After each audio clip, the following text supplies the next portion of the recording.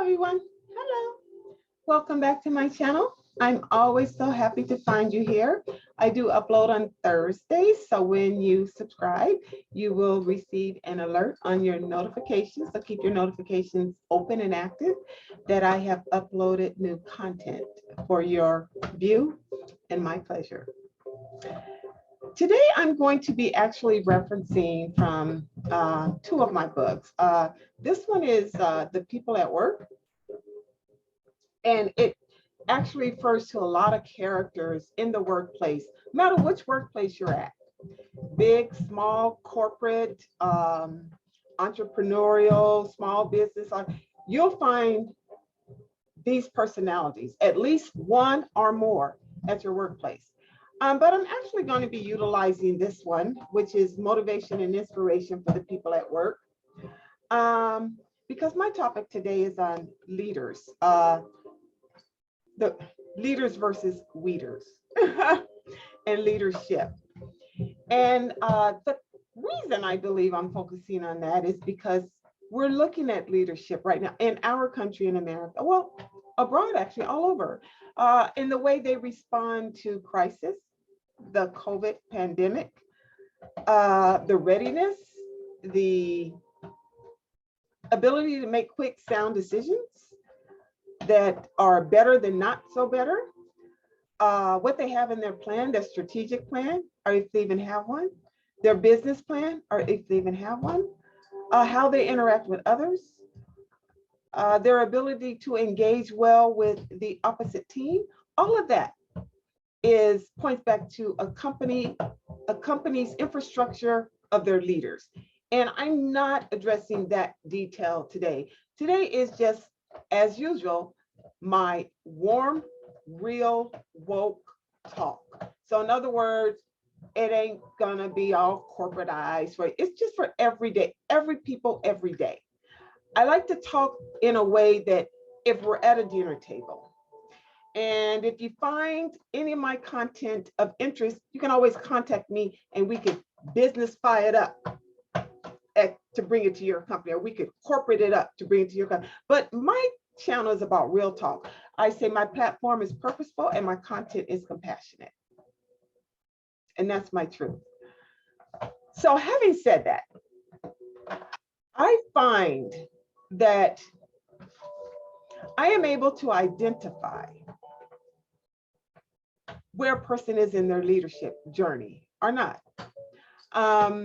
Rest in peace, Dr. Myles Monroe, who to me is the epitome of leadership and the epitomized trainer for leadership. He got that. Myles Monroe wrote many books. He was a worldwide speaker. He was a pastor in Bahamas, and I had attended many of his conferences. Before he died, I believe it's November 2015. And when I heard of his death on a private plane and everyone on the plane perished, I actually cried. I actually cried. So when I think of leadership, I think of the things that I learned from him. I think of the values and the virtues and the qualities and the traits and the characteristics that he said should always be present in any leader, and that we all have the ability and those traits within ourselves to be a leader. Thus the backdrop, the GOAT, greatest of all things for you. Okay, I'm a Capricorn. Capricorn sign is a GOAT. Greatest of all the signs, they say, funnily. You know, that's why they call us the GOAT. We're the greatest of all the signs and all that haha funny stuff. But at the end of the day, it is you, how you are. So I want to talk about what I see frequently in the failure to demonstrate leadership, the failure to make sound decisions, what we've been seeing in these hearings here in America, if we're watching them, the scurrying of the truth, the hiding the facts, the demands to do something that is not only not right to do, but is illegal to do. When I see this Me Too movement, and they call sexual harassment when it's really rape. You lock the door for somebody can't get out, that's holding somebody hostage. You're not going to give them a raise unless they, provide sex to you. No, that is a threat to a person's livelihood. You cut their overtime because you don't like them. That you just took action on a person. All of this is, one, it's not leadership, but it's poor behavior. It's unacceptable behavior in the workplace. But you almost have to have so much, you have to trap the person to stop them. It's bullyism at best. And I think I also chose this topic because there was a person who said a couple of weeks ago to a coworker, not in any company, not mine, I'm just giving an example. She says, now she's the person who's the manager. She says, I don't speak to you. No, the person says, well, you never speak to us. And she says, no, I don't speak to you. And that's how, and the person goes, well, that's not being professional. And she said, it's being professional by not speaking to you. And the person says, no, that's being rude. And she's right, that's being rude. It's not any demonstration of leadership. And if you said that to any employees, we should have a talk about carving out a better career for you. We don't treat people that way. So if you are always in the HR department with a complaint, the same complaint with a different person, how is it not you? There should be training for leadership. There should be training before you, so lead, supervisor, manager, director, along the way, you should be getting trained and remaining trained on a regular basis. You shouldn't just assume you got it. There's a difference between what I call a leader and a weeder. A weeder says what that person said. A leader could say, oh my gosh, I'm so sorry. I need to really start watching that. I walk in, I say hello to everyone.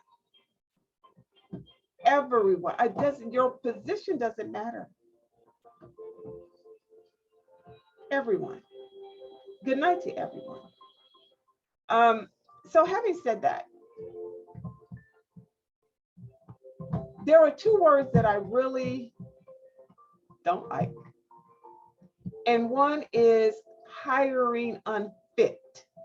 So who's a good fit?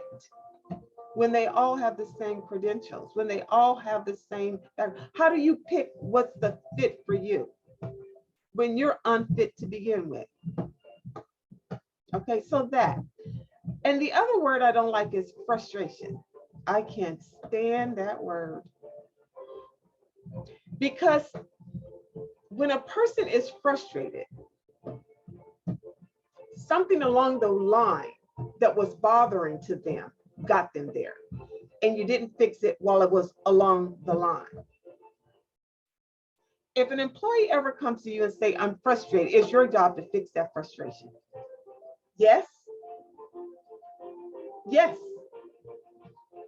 A good leader would stop and say, sit down, let's talk about what's frustrating you. I don't want you frustrated. I want you happy, content to the degree that we can. All work is not perfect. There are certain things that we all have to do that we don't like.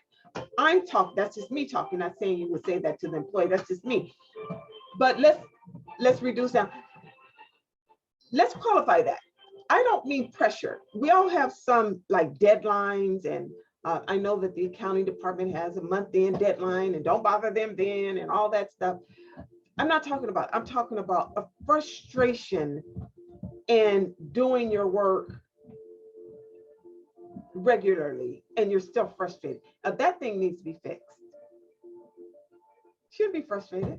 And it is your leadership's job to do that. You're not a good leader if you don't fix it.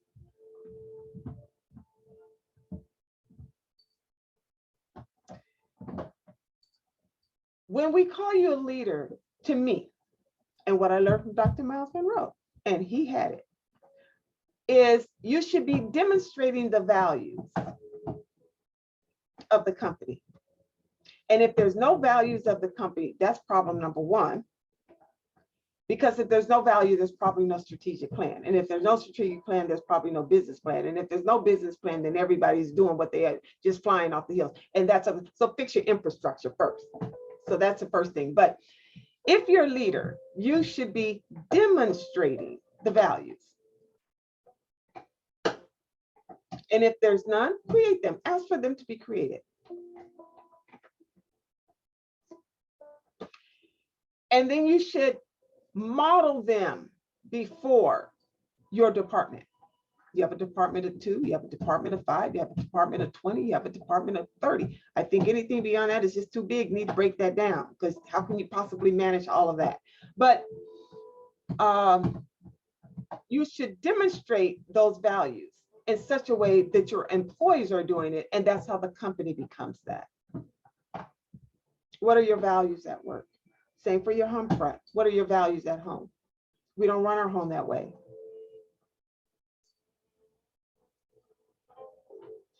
Are you being trained constantly? I wouldn't make a good teacher, trainer, or therapist. I'm just saying, I could do a little bit of it, and then I want to go to something else, because my mindset, as wrong as it may be, my mindset is, we already taught you that. Why aren't you just doing it? I don't mind teaching you or training you once or twice on something, maybe even 3 times. But once I'm done, my question, why don't you get it? You see the energy? I don't carry the patience that's required to do repetition. Like, did we do this already? It's not funny. It's funny. It's not funny. It's funny. Why are we doing this? I'm the person that if I was a teacher or a trainer, I'd like to see the results of what I taught you demonstrated. And not you come back saying, how do you do this again? How do you do this again? Did you tell me? And all of that. This is why when I get training, I always have a sign-in sheet. I always have when I send them the spreadsheet or the PowerPoint presentation, that they click and open it, and it's a signed receipt that they receive. So I can say, I gave you that. Come on, I gave you that twice. So saying all of that, I don't carry the patience for it. Just being honest, I don't.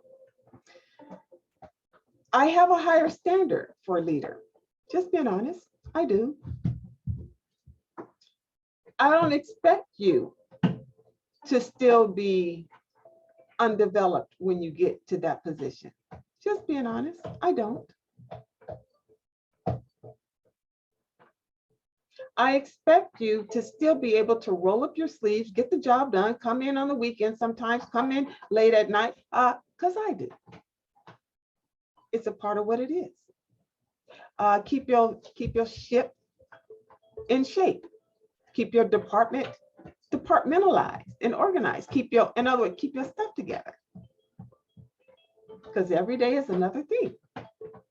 But as a leader, you should carry yourself in such a way that everyone knows you are. It's not stuffy. It's not arrogant. It's not anything. It is demonstration of the traits and qualities and characteristics that's expected of you now. Or, like I would say of that person who says, I don't speak to you, that's being professional. Like I would say of that person, step down. Step down voluntarily. Or it's in the back of my mind to keep watching you until I can get you stepped down. Trust. Trust. That is counterproductive to any business model in the way that we treat people. Our employees are our greatest asset. I don't care what anyone says. You want to make profit and you look at the dollars, and everybody say, what's the bottom line and what is the balance sheet? Say, you don't have a balance sheet unless somebody is doing the work that would get you that. I'm sorry, I will never not agree to that. So if you are this way with employees, you shouldn't be over people, you should probably be over things. Like you're the manager of the, I don't know, data lockbox. where we store data and you go and you know, check it and make sure and all this stuff, where you have limited interactions with people, because some people are not people. Like I always say, I'm a people person. I like people. I dislike people who dislike people.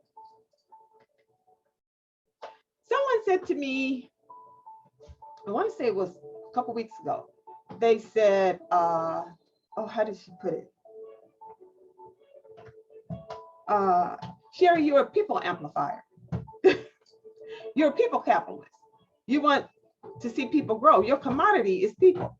I said, girl. Now she is one of those. She's an investor. I was meeting with someone who's an investor, and she was talking to me about all this, you know, Bitcoins and NFTs and stuff. Really over my head, but I was there to listen. I was there for her, for it. And she was like, she said, your commodity is treating people kindly, and you get it back and you want the best for them. You're a people amplifier. So by default, I don't like it when people mistreat people, like intentionally. Like there's people we don't get along with. There's people right now that we just don't get along with, and that's okay. But when you go for people, like why? That's bullyism. So anyway, back to the leadership. I want to read this from my book. I need my glasses. From my book, chapter on leadership. I like this quote that says, leadership is an action, not a position, by Donald McGammon. It reminds me of what Magic Johnson always says. Dribble, pass, shoot, slam dunk. Dribble, pass, shoot, slam dunk. Repeat. Dribble, pass, shoot, slam dunk. It takes action. It takes action. That's what a leader is. Here's one from my grandfather. It says, you're only as good a leader as the person who led you. Like I said, Dr. Myles Monroe, who's leading you? This is why people who do things that we wouldn't like, drug dealers bring in more drug dealers. They're leading them. Gang leaders lead gangs. You know, all of that. So who's leading you? You're as good as that person.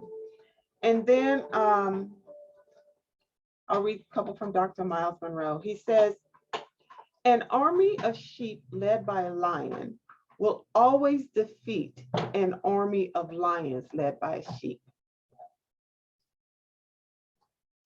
Leadership is more about mentality than it is ability. So you could work in the, let's say, accounting department, and you can have the ability to crunch numbers and balance the sheet and reconcile it and explain deficits and pass an audit and do your filings. You can do all that. But if you can't lead people and they are leaving your department and they are dissatisfied and they are complaining about you, it's not your ability to perform your job description. It is your ability, it's your inability to engage properly with people. That part needs to be fixed. Doesn't mean you can't, it's not fixable, but that's the part that needs to be fixed in you, developed in you, because we just cannot have those kinds of conversations with employees that I'm being professional by not speaking to you. No, the woman was right. You're being rude by not speaking to them. Step down. Step down. And then last but not least, it says, trapped in every follower is a developing leader, by Dr. Myles Monroe. So get my book. There's plenty of quotes in here about those types of leadership. And at the end of the day, there are leaders and there are weeders. And to me, a leader is the person that I described throughout this talk, throughout this upload. A weeder is a person that's just the opposite, but is in that position, who does what that manager said, who says things like that manager says, who whose reports are always late, who is behind the clock, who comes to your meetings and your trainings late with the phone in their hand, and I have to be on my phone because my kids' school's called, all excusifying everything. Step down. That's a weeder. They're amongst everyone, and just like weeds are, they look like the grass, but they're not the grass. They're killing the grass. So be able to identify that. And it's just to the point where I can go in any organization, give me 30 days and I can tell you exactly what's going on there. The trained eye. Dribble, pass, shoot, slam dunk. I love you. Bye. Go get my book. Amazon.com.